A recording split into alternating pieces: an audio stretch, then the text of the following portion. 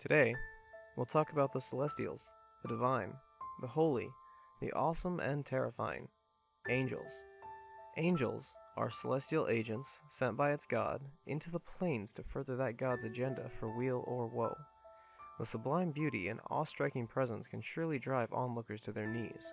However, angels can be just as destructive as they can be majestic, and their revealing themselves to mere mortals is as much a dangerous omen as a blessing. Angels are created from the astral essence of benevolent gods, and are as such massively powerful divine creatures with a holy foresight. Angels live their lives in servitude, zealfully carrying out the will of their gods. Even chaotic good gods have lawful good angels do their bidding, knowing their dedication to the god that spawned them will mete out their bidding easily. An angel, upon creation, is given a single driving purpose as decreed by their deity. However, an angel is physically incapable of following any commands that would not be considered good. Angels are servants of lawfulness and good, and so they will deftly and without remorse slay any and all evil in the world that they encounter.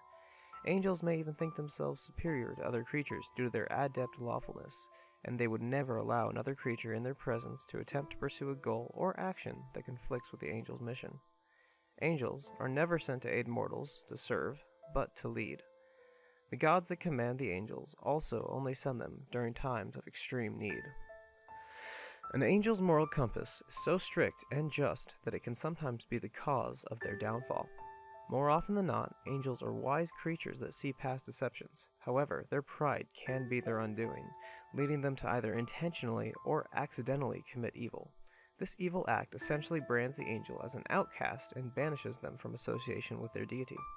Though still wildly powerful, these angels are banished from the heavenly planes and generally grow very bitter because of it, rebelling against the forces of good by attempting to wickedly rule over others who have rebelled, or even trying to take over sections of the abyss or gain hierarchy in the nine hells. One such fallen angel is Zariel. Zariel rules the first level of the nine hells.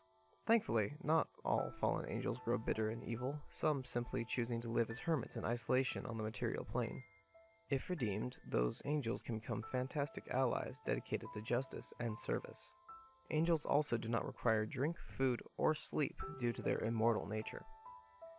There are 3 variants of angels in the base Dungeons and Dragons 5th edition monster manual: Devas, Planetars, and Solars. In this episode, we'll address Devas. Devas are celestials whose duty is to be the messengers of the gods of the material plane, the Shadowfell, and the Feywild. They have the ability to shapeshift into any form for the respective plane they travel to. Devas can take any form they desire, though more often than not, they choose to take the form of a nondescript animal or human. On very rare occasions, some Devas will stay in mortal form for years, so they are able to continually lend aid and courageously lead the faithful and good they assist. When the situation requires it, most likely due to combat or to a lesser extent revealing themselves to assure the people, a Deva will dispel their guise and take their true form. Deva, in their natural form, look like beautiful humans with distinctly silver-hued skin. They have gleaming hair that only exemplifies their luster and beauty, and large white feathered wings can be seen from their shoulder blades, reaching a span of anywhere from 12 to 15 feet, depending on their height, which varies from 6 to 7.5 feet. Deva normally only wear a long regal loincloth and maybe some light arm armor. A Deva's stat block looks as such. They have 17 AC natural armor, they have 16 D8 plus 64 or 136 health, they have a walking speed of 30 feet and a flying speed of 90 feet. They have 18 strength, dexterity, and constitution, a plus 4 bonus, 17 intelligence, a plus 3 bonus, 20 wisdom, a plus 5 bonus, and 20 charisma, a plus 5 bonus. Their saving throws are plus 9 wisdom and plus 9 charisma. They also have a plus 7 bonus on insight and a plus 9 bonus on perception. Deva have a radiant damage resistance to all non-magical damage from weapons. This means that they take half damage from weapons of this type. They are immune to being charmed, exhausted, or frightened. Deva have dark vision within 120 feet and a passive perception of 19. They speak all languages and have telepathy within 120 feet, as well as a challenge rating of 10, making them worth 5,900 experience each. Deva have angelic weapons. Any weapon they have is magical and deals an extra 4d8 radiant damage. This is included in the weapon damage information. Deva also have the innate spellcasting ability. This means that using their charisma-based spellcasting ability, spell save DC 17, the Deva can cast these spells using only verbal components. At will, they can use the Detect Evil and Good spell. This spell allows the caster to sense the location of an aberration, celestial, elemental, fey, fiend, or undead if it is within 30 feet of them. If there is a place or object that has been magically consecrated or desecrated within 30 feet of the caster, they are also able to locate it. You are unable to sense these things through 1 foot of stone, 1 inch of common metal, a thin sheet of lead, or 3 feet of wood or dirt. Once a day, they can cast the Commune spell, wherein a caster contacts their deity and asks up to 3 yes or no questions. Also once a day, they can use the Raise Dead spell. You can return a dead creature you touch to life, provided that it has been dead no longer than 10 days. If the creature's soul is both willing and at liberty to rejoin the body, the creature returns to life with 1 hit point.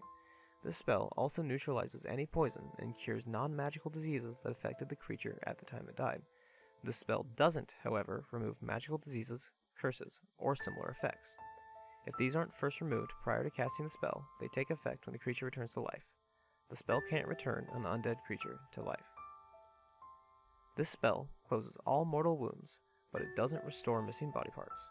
If the creature is lacking body parts or organs integral for its survival, its head for instance, the spell automatically fails. Coming back from the dead is an ordeal. The target takes a -4 penalty to all attack rolls, saving throw, and ability checks. Every time the target finishes a long rest, the penalty is reduced by 1 until it disappears. Deva have magic resistance, granting them advantage on saving throws against all spells and magical effects. Deva have multi-attack, allowing them to make 2 melee weapon attacks with a single action. Deva have the mace they attack with. It is a melee weapon attack with a +8 to hit and a 5-foot reach, 1 target. On hit, the attack deals 1d6 plus 4 or 7 average bludgeoning damage plus 4d8 or 18 average radiant damage. Deva also have the Healing Touch action that they can use 3 times a day. Using this action, they touch another creature and magically heal them for 4d8 plus 2 or 20 hit points, and the target is also freed of any curse and cured of any disease, poison, blindness, or deafness. Lastly, Deva have the Change Shape ability, where they can polymorph into any humanoid or beast that has a challenge rating that is less than or equal to its own, as well as change back on command.